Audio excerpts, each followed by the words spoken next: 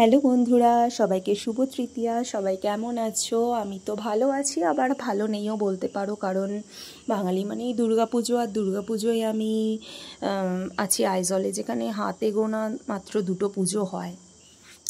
তো সেই জন্য আমরা পুজোটাকে ফিল করতে পারি না। যেখানে কলকাতাতে এখন দুর্গাপুজো মানেই পাড়াতে পাড়াতে লাইটিং, খাওয়া দাওয়া, পুজোর ভিড়, কিন্তু এখানে তো সেইভাবে কিছু হয় না। তো তাই প্রত্যেক দিনের মতো আজকেও বেরিয়ে পড়েছিলাম ইভিনিং ওয়াকে।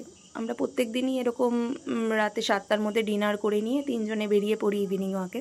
তো এই যে দেখছো সিঁড়িটা, এই সিঁড়িগুলো পেরিয়ে যাই। 200টা সিঁড়ি আছে এখানে, এই 200টা সিঁড়ি পেরিয়ে আমরা ইভিনিং ওয়াকে যাই।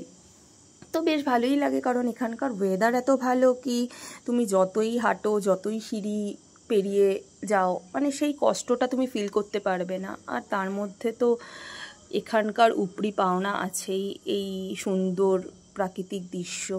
কারণ এখানে তুমি সকালে বেরো কি রাতে, সকালে বেরোলে তোমার আলাদা একটা সৌন্দর্য দেখতে পাবে, আর রাতে আরেক রকম সৌন্দর্য। তো এখানে মানে বোর হব না, যতই তুমি এখানে থাকো, পাহাড়ে কখনো বোর হয় না। যাই হোক, দেখো আমাদের সাথে সাথে আমার পুচকুও হেঁটে যাচ্ছে, আমার হিরো।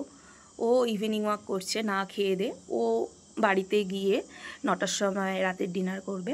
যাই হোক, আজকের ভিডিওটা এইটুখানি। সবাই গুড নাইট।